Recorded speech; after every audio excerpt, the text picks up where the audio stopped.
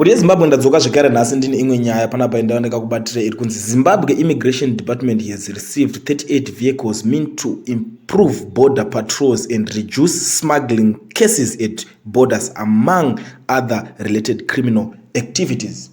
Ndo imwe nyaya iri kuitika, but inini pazonzi smuggling pane zvimwe zvezvinhu zvandisina kunyatsokunzwisisa, nekuti ukada kutarisa vanhu vanenge vachinzi vari kusmagula zvinhu vachipinza munyika, especially kupinza munyika, because border rera reZimbabwe vanonyanyisa kufokasa nezvinhu zviri kupinda than zviri kubuda. So pazvinhu zvinenge zvichipinda tikada kutarisa vanhu vanenge vachipinza ndo vanhu vaya vari kuenda vachinohodha magumbezi nezvimwe zvinhu kuti vararamise mhuri. Even kana shuga ikanetsa munyika chaizvo vanhu vanonoitora kunze vanayo kuno kuvakutanga kuita mabusiness avo. But tikada kutarisa zvinhu izvi tiri kuona kuti zvinenge zvine kamwe kakuda kunoomeserana nevanhu. Tozviunderstand kuti mitemo inenge yakaiswa kunzi hatidi kuti zvizonzwa munenge makutyora mutemo mukadai makasmagula matyora mutemo, but ipapo pacho pada kuonesana zvakanaka kuti yavari kuti smuggling yacho, because zvimwe zvinhu zvacho ungazobhadhira mazijuta akadaro unenge ungoti ndikungoitoka business kangu ndingoraramisa mhuri, zvinobatsira nyika.